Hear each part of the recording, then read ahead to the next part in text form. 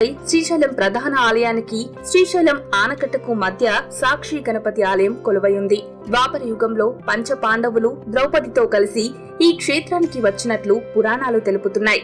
అందమైన నల్లరాతితో మలచబడిన సాక్షి గణపతిని చూడడానికి 2 కళ్ళు సరిపోవు. ఈ ఆలయంలోనికి గణపతి దేవుని తొండం కుడివైపు ఉండి చేతిలో భక్తుల పేర్లను నమోదు చేస్తున్నట్లు చెక్కబడిందని శ్రీనాథుని కాశీఖండంలో ప్రస్తావించబడింది. శ్రీశైల క్షేత్రాన్ని సందర్శించవచ్చే యాత్రికులు తప్పక ఈ స్వామిని సందర్శిస్తుంటారు.